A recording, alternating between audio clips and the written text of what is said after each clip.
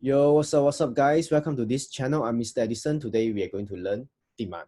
So what is demand? Let's start with the law of demand. Law of demand states that there is an inverse relationship between the price and the quantity demanded. So make it simple, demand is a buyer mindset. So what does it mean by buyer mindset? Which means that when I ask you a simple question and now you are the buyer, if the price of the product increases, will you buy more or buy less? Make a very rational judgment. We will know that things become expensive, we buy less. When the price of the product becomes cheaper, we buy more. Does this make sense to you guys? And this is what we call the inverse relation. When one is up, one is down. One is down, one is up. So, and this leads us to a conclusion that higher the price, lower the quantity demanded. Lower the price, higher the quantity demanded. So, congratulations, you guys have finished the very first concept of demand. And let's look at the next one. So, in this particular chapter, we have two different categories. The first one is a price factor. Another one is the non-price factor. What does it mean by price and non-price factor? Price factor, as you can see here, is the keyword price, which means that the price will affect the changes of quantity demanded. Okay, what does it mean? It means that, for example, I show you an example when the price is at P1, when the price decreases from P1 to P2, so the quantity increases from Q1 to Q2. Do you guys see? See the relation? When the price decreases, the quantity demanded increases. The point moves from point A to point B. This is what we call extension, or sometimes also known as expansion in quantity demanded. All right. So as you can see, this one is the price changes. Okay. And the next one, it will be a different scenario when the price is lower at first, is P1, and the price increases to P2.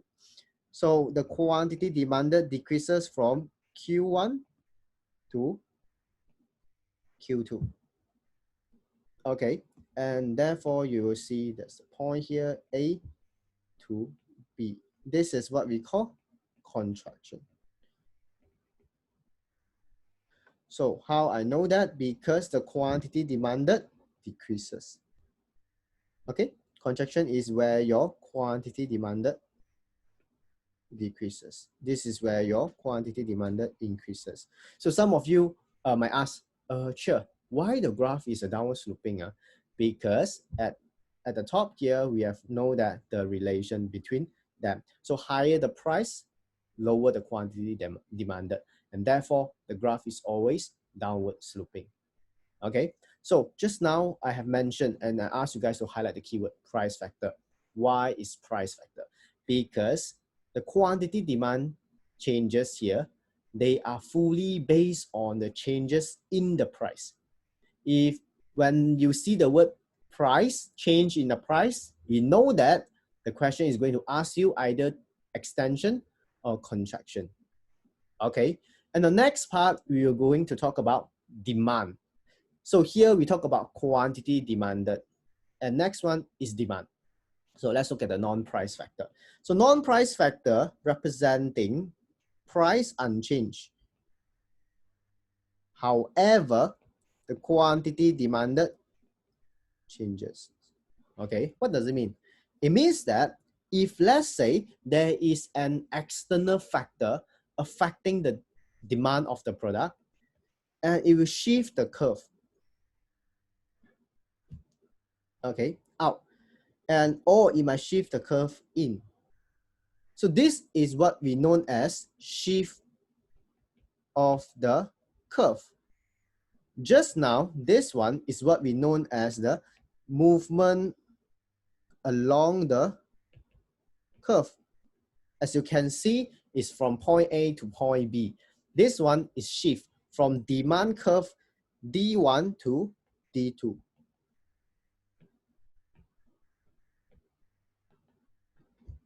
Okay, so when you put a dotted line here or you put a straight line here, you can see one thing that the price unchanged, but the quantity demanded changes.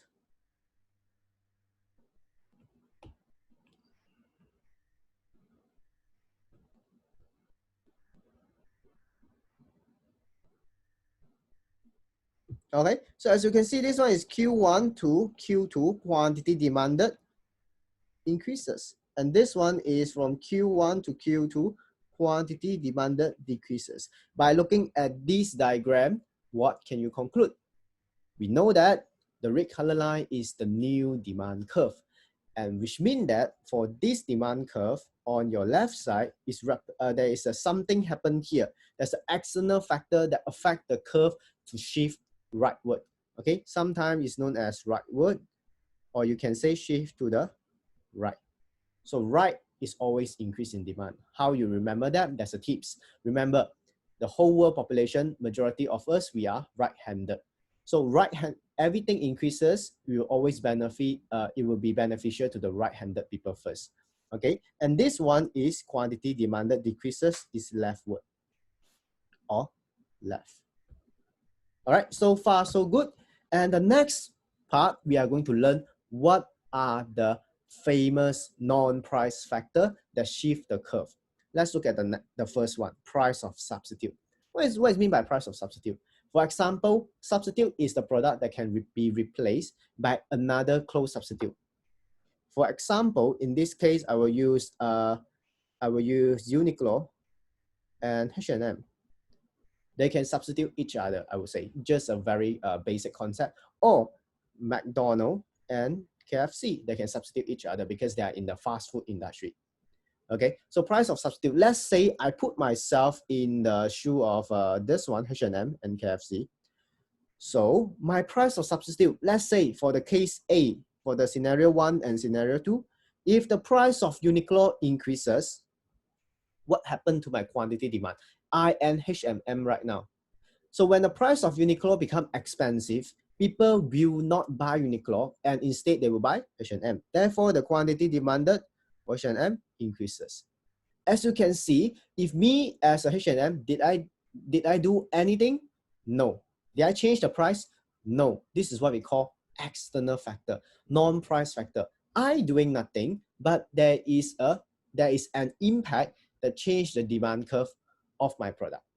Okay, either shift left or right. In this case, quantity demanded increases, which means that higher demand. So in the exam, you will see like this, higher demand for my product. Okay, that's why higher demand shift to the right and therefore higher quantity demanded. Can you guys see the difference? So there's a lot of students has been asking me what's the difference between the demand and quantity demanded. Basically, it's just increase in demand. Why is increase in demand? It's because that we do not know to what certain degree there will be an increase in the demand. You get what I mean? So we know that the price of Uniqlo shirt become expensive, but we do not exactly know how much is the quantity demanded.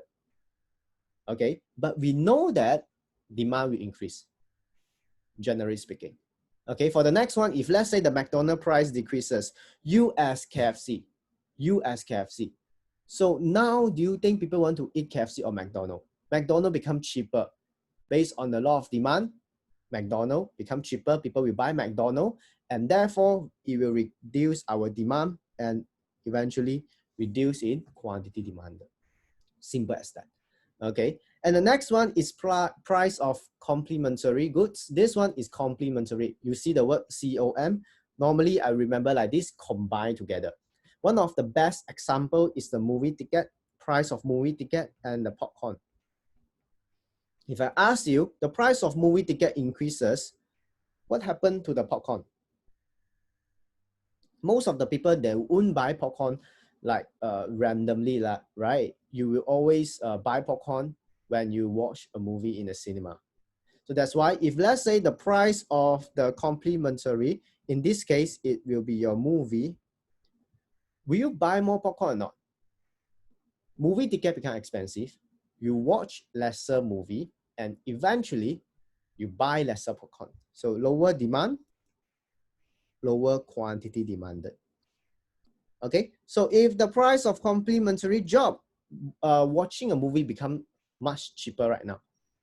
So are you going to watch movie more frequently right now? If yes, then you will have a higher demand and eventually higher quantity demanded. All right, and the next one will be population. Very, very simple. When there is more population in the world, in the country, or even in a specific city, you will have a higher demand. When demand increases, quantity demanded increases. Vice versa. So vice versa means that in the opposite way. So population decreases, demand decreases, quantity demand decreases. And the next one is income. So income increases. You have more money right now. Will you buy more stuff? Yes, of course. Higher demand and higher quantity demand. So when your income decreases, you will have lower demand and lower quantity demanded. All right, so these are the 4 very famous factors, non-price factors. Of course, there are others, for example, like interest rate. There are others, okay? But I just want to focus at these 4 because they are the most famous one. All right, and for the price of substitute and complementary, you guys are going to learn it until you guys studying AS in or A level in economics. So I hope you guys enjoy the class. If you guys feel this class is helpful, and please leave a like and subscribe our channel. I will see you guys in next video. Bye.